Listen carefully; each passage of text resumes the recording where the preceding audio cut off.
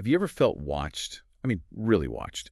Not by a person or, an animal, but by something else. Hmm. Something that just shouldn't exist.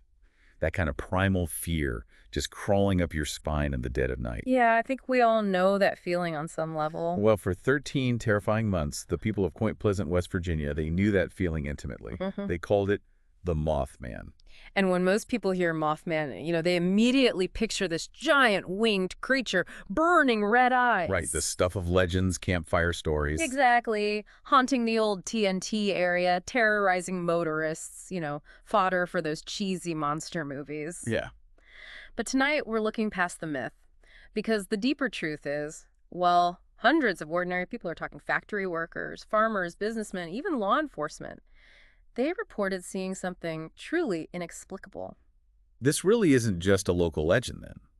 Tonight we're doing a deep dive. We want to get into the unsettling evidence, the chilling reality behind the Mothman story. Yep. We've gathered a whole stack of eyewitness accounts, historical reports, insights into all the weirdness surrounding it. The high strangeness. Right, the high strangeness. Yeah. To give you a clear, concise understanding of what seems to have actually happened there. Okay. So to really get it, let's set the scene. Point Pleasant, West Virginia, 1966. Picture this sleepy blue-collar town, right where the Kanawha and Ohio rivers meet. Life pretty much revolved around the factories, farming, family. Yeah, a typical small American town for that era, tight-knit. Exactly. Nights were generally quiet.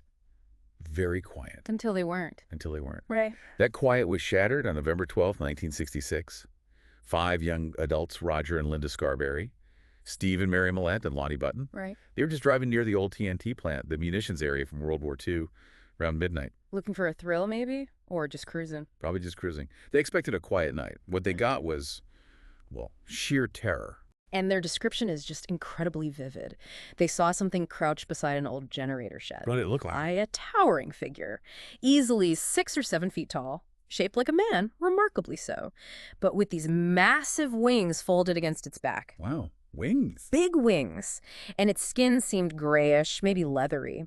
But the detail that really got them, the most horrifying part, its eyes. The red eyes. 2 massive, glowing, piercing red orbs set deep in a head that seemed to sit directly on its broad shoulders, no real neck. That's unsettling. And then what happened? It just sat there. Oh, no. As they stared, probably frozen in fear, it unfolded those wings they estimated maybe 10 feet across. 10 feet. Huge. And then it rose vertically into the air, just straight up. And silently, like a ghost. Silent. A thing that big. Completely silent. And it didn't just fly away. This is the bit that gets me. It pursued them. It chased the car. It chased the car, gliding effortlessly alongside them as they sped away, hitting nearly 100 miles per hour. 100. And it kept up. Kept pace easily, those red eyes just burning into them through the windows. Imagine that.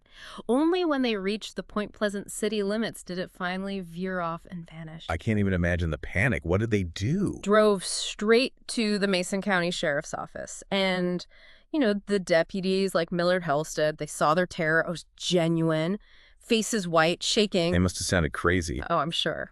Sheriff George Johnson, he initially scoffed, a giant bird. Understandable.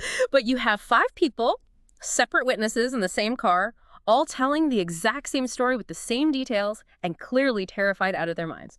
It forced him to take it seriously. Oh, so he investigated. He did. Went out to the TNT area that night, found nothing, really. Just some unusually large, unexplained footprints near the shed and this deeply unsettling silence. But he filed the report, the first official Mothman report. And that opened the floodgates, you said. Completely. Pandora's box was open. So the Scarberry sighting, that wasn't just a one-off. It was like the first domino to fall. Exactly the starting pistol, as I said. Over the next 13 months, Point Pleasant became this absolute epicenter of the bizarre. Sightings just flooded in, hundreds of them. Hundreds, and they painted this disturbingly consistent picture. Can you give us some examples? Who else saw it? Oh, yeah. There are some really compelling ones that highlight how credible these witnesses were. Just 2 days after the Scarberries, November 14th, Newell Partridge. Okay. His TV screen suddenly fills with static, weird patterns. His German Shepherd, Bandit, starts going absolutely berserk outside. Oh. He grabs a flashlight, goes out, shines it towards his barn, and sees two glowing red eyes staring back. Just like the Scarberry saw. Exactly. Yeah. Bandit, being a good guard dog, charges towards the eyes, Yeah. and Newell Partridge never saw his dog again. Bandit just vanished. Wow. That's chilling.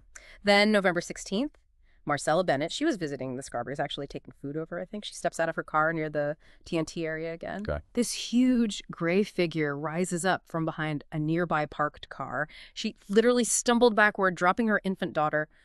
Luckily, the baby was okay, just scrambling to get away. My God, a young mother.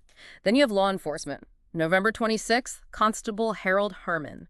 On patrol near the TNT plant. A police officer saw it. On duty. Witnessed the creature gliding between trees. He actually drew his service revolver, but poof, it vanished before he could even aim properly. So it could disappear quickly. Seemingly at will.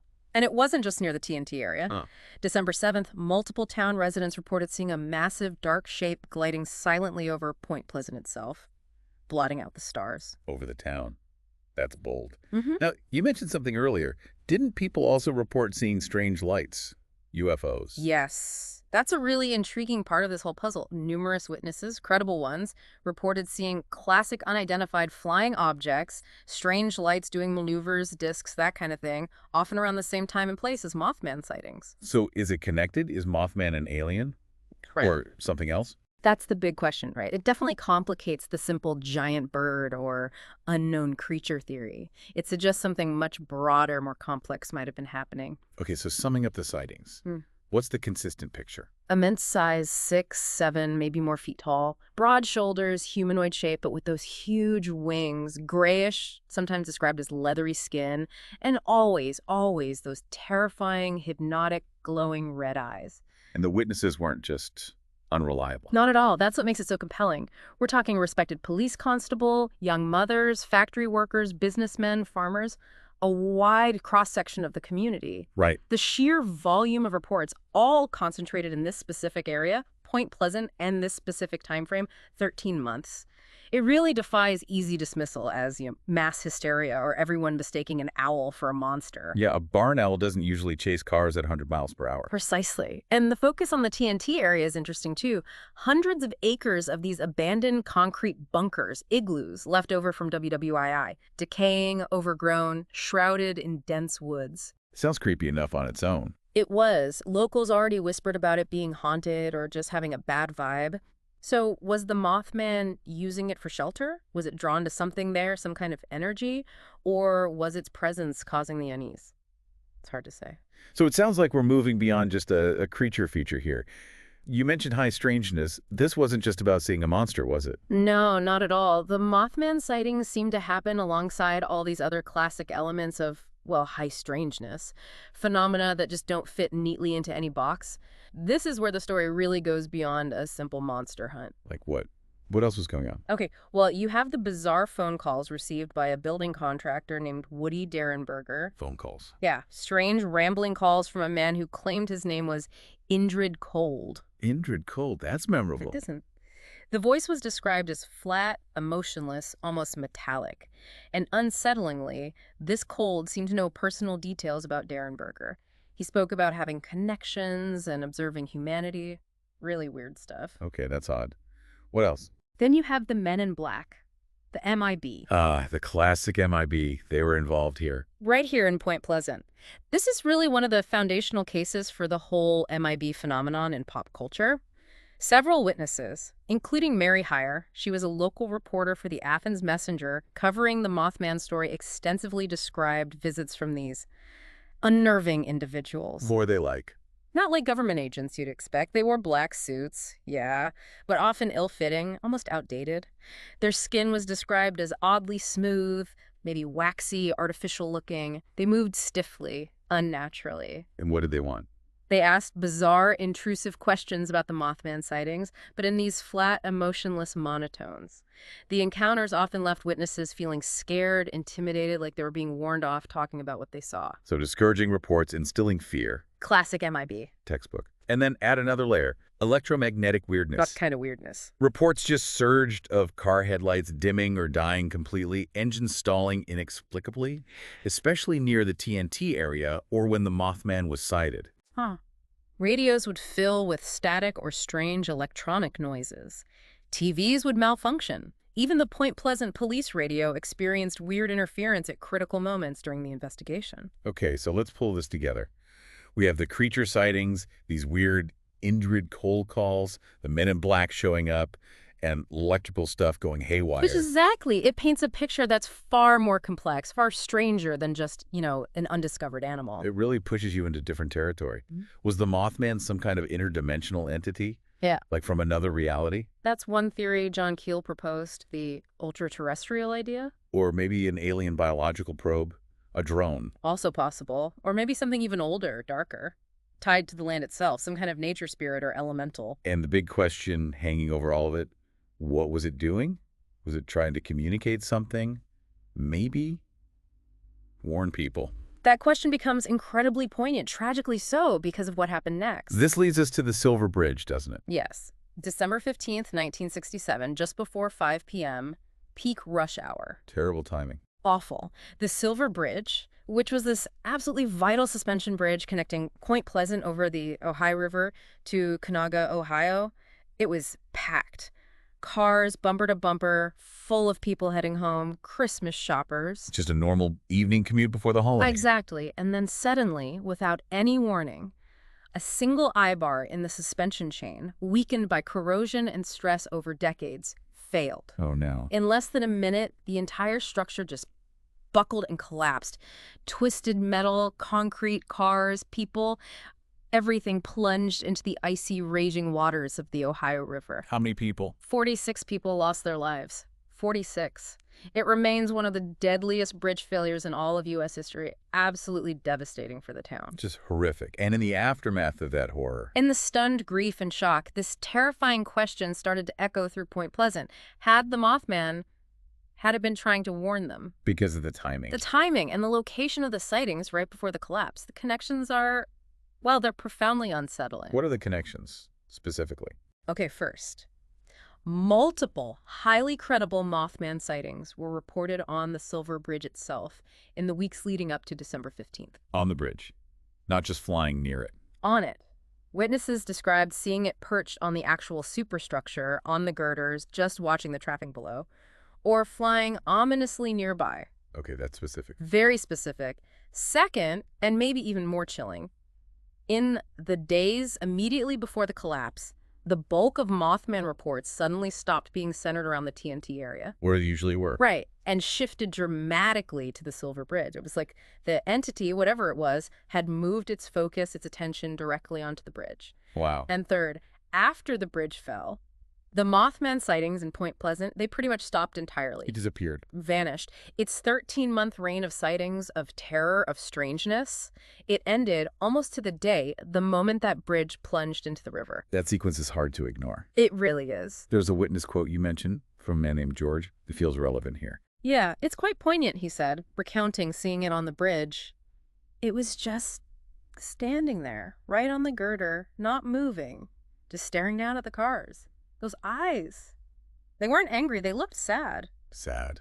Or maybe it was just me, he said. But after what happened, God, I think it knew. Wow.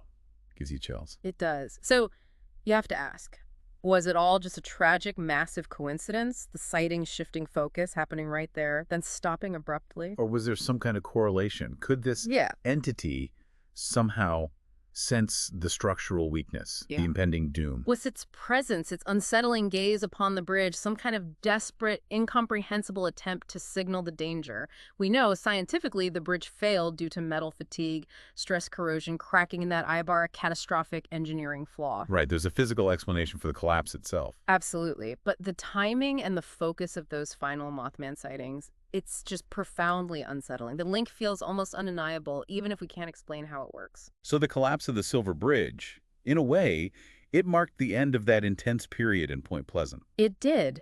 That concentrated wave of sightings and high strangeness largely dissipated after the tragedy. But it wasn't the end of the Mothman story itself, was it? It birthed this legend that just refuses to die. Absolutely. Books were written, most famously John Keel's The Mothman Prophecies, which really leaned into the high strangeness aspects, the ultra-terrestrial theory, connecting it all. Keel saw it as more than just a monster. Much more. He framed it as part of a larger, stranger reality interacting with ours. And Point Pleasant, interestingly, eventually embraced its cryptid. They have a festival, right, and a statue. Yeah, they built a Mothman museum, erected this really striking 12-foot-tall stainless steel statue right in town, and they host the annual Mothman Festival every September. It draws huge crowds. The Mothman became a part of the town's identity, part of pop culture. But the story doesn't just end there. In Point Pleasant in 1967, you mentioned reports continue. That's right. Reports of Mothman-like creatures, large winged humanoids with glowing red eyes, they persist. And interestingly, they often seem to cluster around times of impending disaster or in locations known for other weird phenomena, high strangeness. Can you give some examples? Sure. There were reports, for instance, out of Chernobyl in 1986. Workers claimed to see a large black winged figure with red eyes in the skies over the nuclear plant before the catastrophic meltdown. Really? Chernobyl, too. That's the claim. Then, leading up to 9/11 in 2001, there were several anecdotal reports from witnesses in New York City describing a large, dark, winged figure flying near the World Trade Center towers shortly before the planes hit. Wow, that's heavy. It is. And more recently, starting in the mid-2000s and continuing, there have been waves of reports out of the Chicago area, particularly near O'Hare Airport and Lake Michigan. The Chicago Phantom? Exactly, sometimes called the Chicago Phantom or the O'Hare Mothman. Dozens of sightings describing a very similar creature. So it's not just Point Pleasant. Doesn't seem to be. And you can even look globally into folklore.